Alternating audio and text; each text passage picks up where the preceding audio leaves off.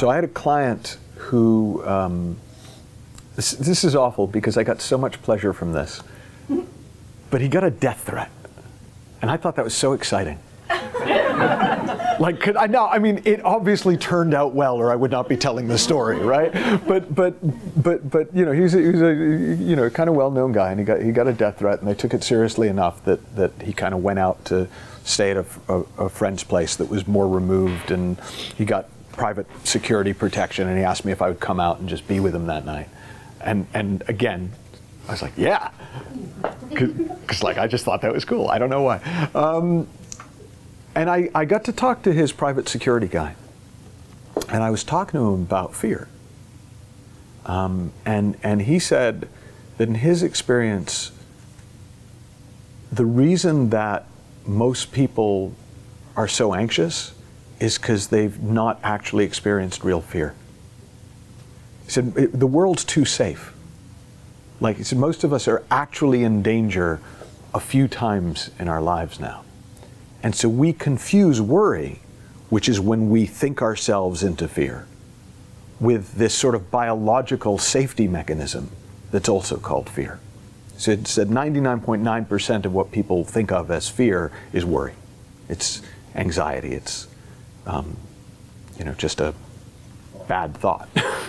If you've got a phobia of something, that's like, for me, my benchmark for a phobia was somebody in a group I was doing said they had a phobia of needles. And I was dressed basically like this. And I said, so if I reached into my pocket right now and pulled out a needle and they fainted, right? That's the power of thought, right? The odds that I would have a needle in my pocket, let alone, right?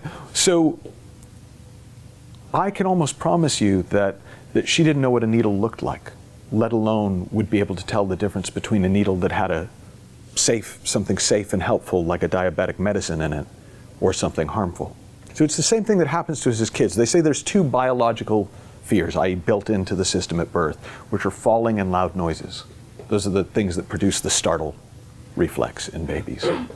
And what happens is when you've got a little kid who's pre-verbal, doesn't really understand, and you want to teach him not to do something, what do most parents do?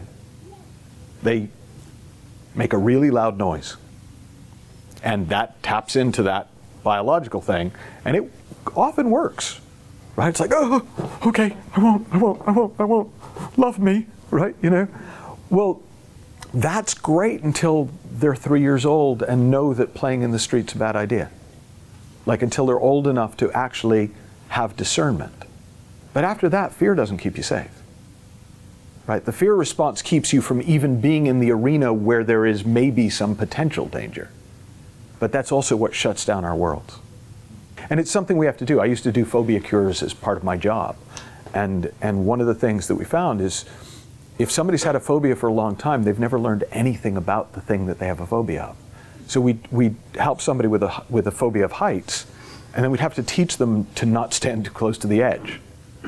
Right? The reason you don't stand close to the edge isn't fear, it's because you might fall off. Right? The reason, if somebody's got a phobia of dogs, they have no discernment about how to tell whether a dog is safe or not. And so it's the same in any life situation. We override our instinct, our instinctual safety mechanism with fear.